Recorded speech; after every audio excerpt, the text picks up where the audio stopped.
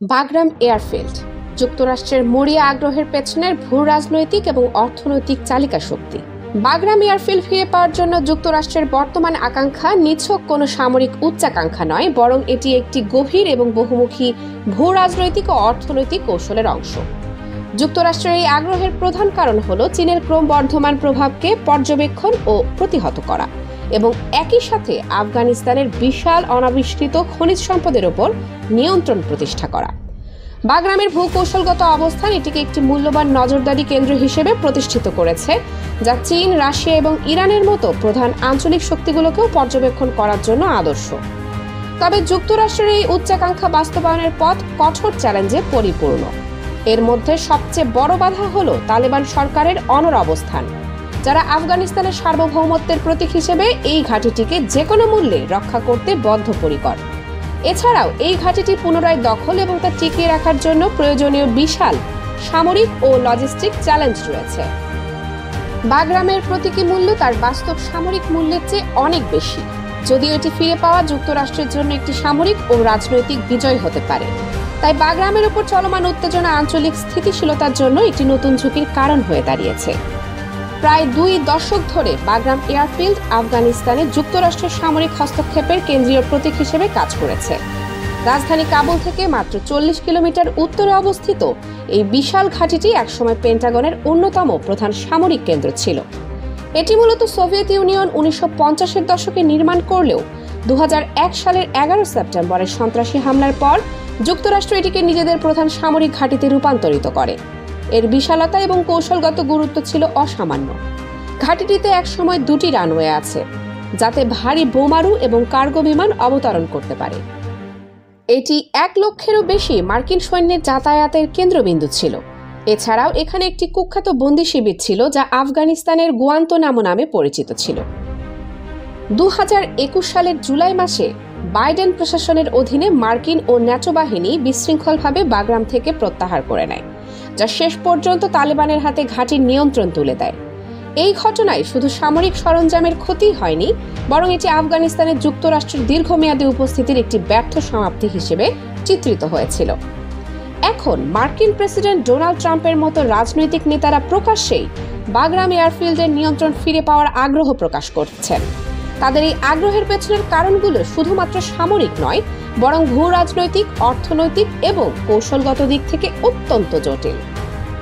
পর্ব 1, কৌশলগত হিসাব নিকাশ। কেন বাগরাম একটি ভূ রাজনৈতিক সম্পদ?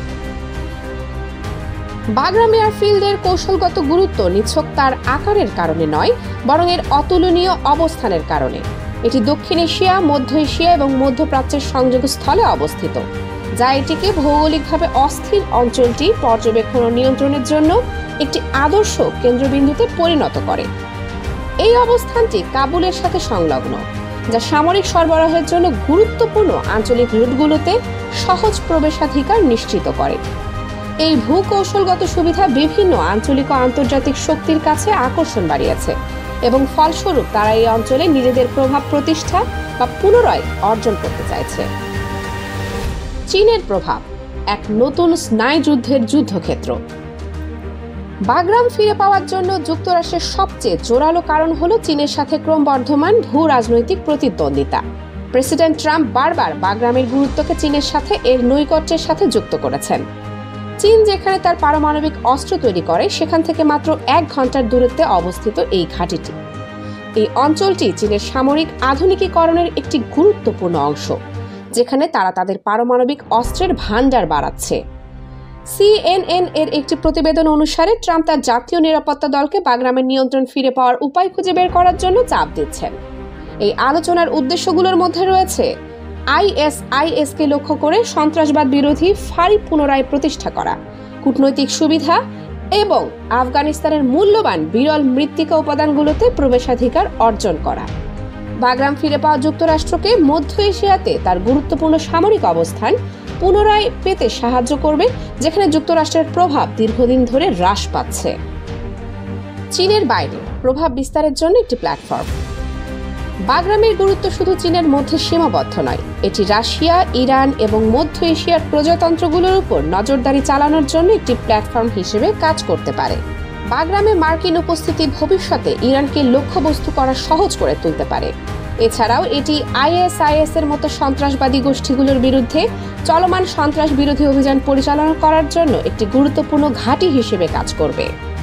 বাগরাম এয়ারফিল্ডটি শুধুমাত্র একটি বিমান ঘাঁটি নয়, বরং এটি একটি ভূ রাজনৈতিক যন্ত্র যা ইউরেশিয়ার একটি বিস্তৃত অঞ্চলে মার্কিন শক্তি এবং প্রভাব বিস্তারের জন্য একটি প্ল্যাটফর্ম হিসেবে কাজ করবে।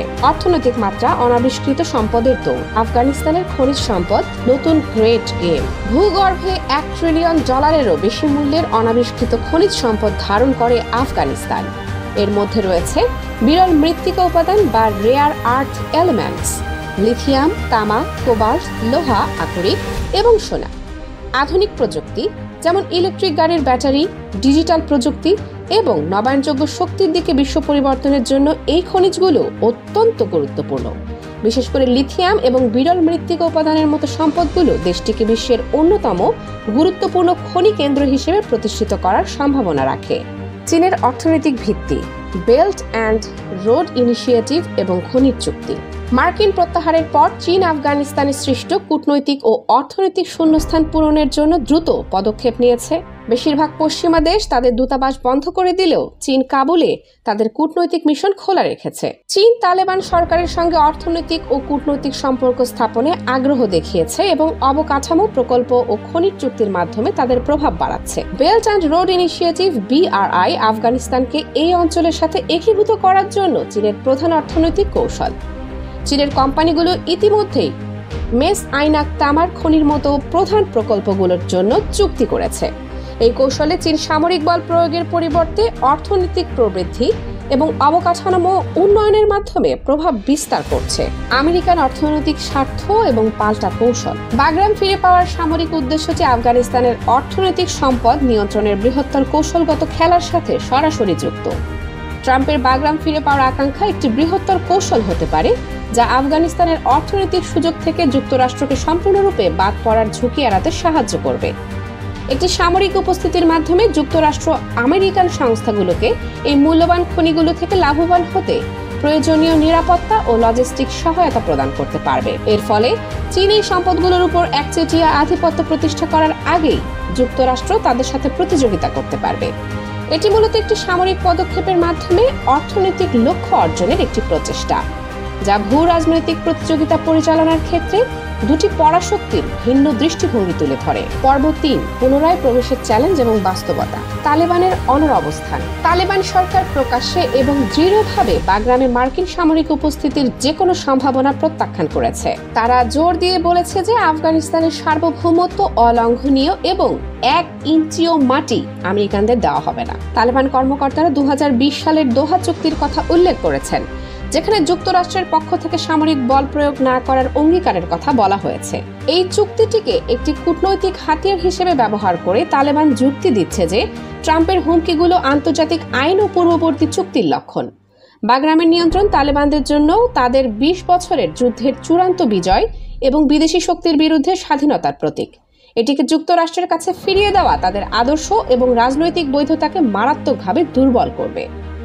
তালেবান কর্মকর্তারা রাজনৈতিক ও অর্থনৈতিক সম্পর্কের উন্নতির জন্য আলোচনায় বসতে ইচ্ছুক বলে ইঙ্গিত দিয়েছেন, তবে অবশ্যই কোনো সামরিক উপস্থিতি ছাড়াই। তাদের এই অবস্থান থেকে বোঝা যায় যে তারা একটি সামরিক চুক্তির পরিবর্তে এমন একটি সম্পর্ক চায় যা তাদের সার্বভৌমত্বকে সম্মান করবে এবং তাদের অর্থনৈতিক সংকট মোকাবেলায় সাহায্য করবে।